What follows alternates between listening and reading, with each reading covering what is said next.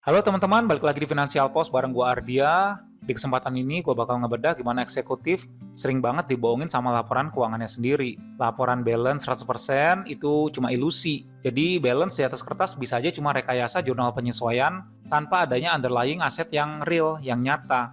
Nah masalahnya, decision makers sering gak peduli nih. Kesenengan ngeliat EBITDA naik tinggi, padahal kalau ditarik ke operating cash flow, ini duitnya nggak ada, duitnya nol besar. Valuasi bisnis lu hancur lebur kalau dasarnya fake earnings. Jadi ketika lu pikir perusahaan profit 400 juta, padahal aslinya tekor 150 juta, ini kan fatal untuk keputusan investasi. Net working capital lu bocor parah sebesar 350 juta. Duit cash operasi hilang, tapi di laporan malah kelihatan seolah-olah perusahaannya baik-baik aja. Seolah-olah perusahaannya sehat. Kita bongkar red flag yang pertama. Pengakuan revenue fiktif di kuartal 4 ini modus paling umum ya buat moles target akhir tahun biar kelihatan cantik. Piutangnya sengaja digantung di accounts receivable. Kalau lo lihat logic flow modelingnya, angkanya ada di neraca, tapi collection rate-nya nggak ada sama sekali.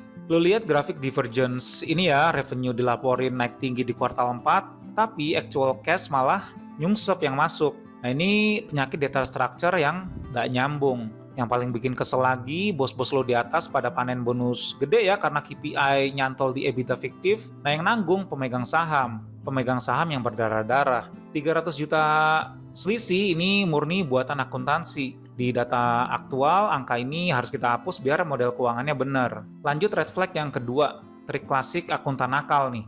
Biaya operasional atau OPEX disulap nih jadi fixed assets ya atau CAPEX. Tujuannya biar laba tahun berjalannya nggak kepotong. Dari 800 juta fixed assets yang dilaporin, setelah dibedah pakai skenario analisis di Excel, ternyata 200 juta ini beban murni yang dipaksa masuk ke neraca. Jadi logic flow-nya duitnya keluar, tapi ini bypass jalur laporan laba rugi dan langsung diumpetin di balance sheet.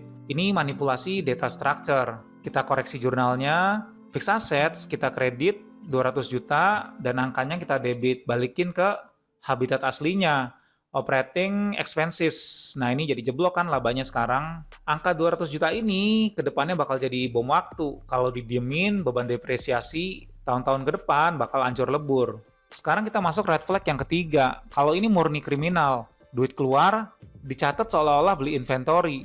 Tapi pas di audit fisiknya, barangnya nggak ada sama sekali. Setelah di tracing hubungannya, PTX ini ternyata vendor cangkang. Beneficial owner-nya orang dalam sendiri.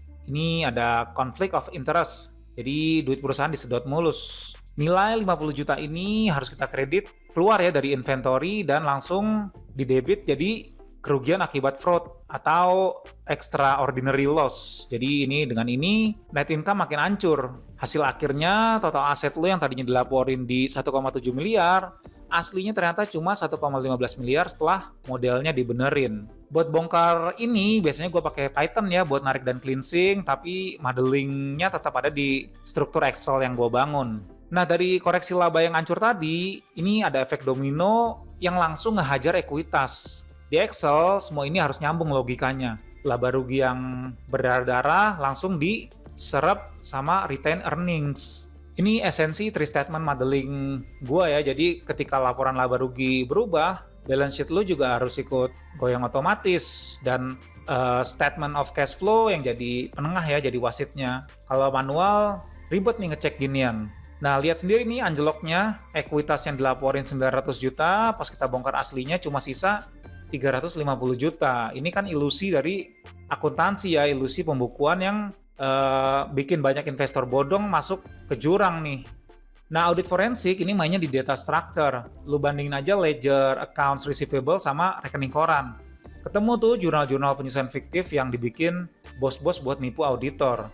Decision makers juga harus sadar ketika ekuitas nyungsep, sementara utang ya atau total liabilitas tetap anteng di 800 juta, rasio utang lu meledak nih. Pihak bank juga pasti langsung nahan fasilitas kredit lu. Makanya gue selalu bangun engine skenario analisis di Excel.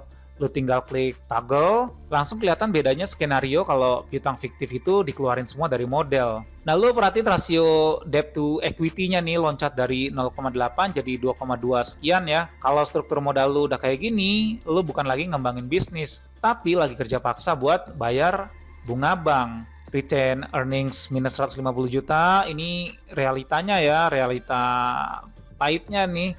Jadi perusahaan bukannya untung, malah bakar modal buat nutupin fraud sana sini. Nah ini banyak juga yang nanya ke gue nih, kenapa nggak full Python? Nah di sini gue selalu jawab kalau Python itu cuma buat ngeberesin jutaan baris data kotor. Tapi buat ngeracik logic, ngetrace fraud ya, dan juga modeling presentasi, gue tetap pakai Excel. Nah ini laba bersih setinggi apapun gak ada gunanya kalau cash and equivalence lo mentok di 100 juta dari awal sampai akhir tahun. Profit fiktif ini nggak bakal bisa lo pakai buat bayar apapun, termasuk nggak bakal bisa lo pakai buat bayar gaji karyawan. Aset mati yang cuma nangkring di laporan udah kita bantai habis nih. Nilai real persediaan cuma 250 juta dan fix asetnya juga murni cuma 600 juta.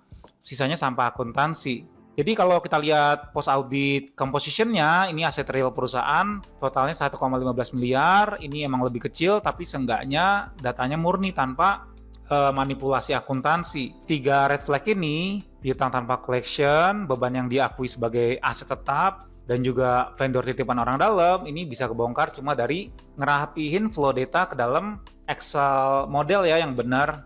Jadi pelajaran buat lo, jangan pernah ngakuisisi perusahaan cuma dengan melihat EBITDA di PDF. Tarik datanya, reverse engineer modelnya di Excel, kalau enggak lo cuma beli pepesan kosong. Buat lo yang bisnisnya udah kegedean dan butuh kepastian data structure lewat financial modeling yang benar, lo bisa kontak gue. See you in the next video.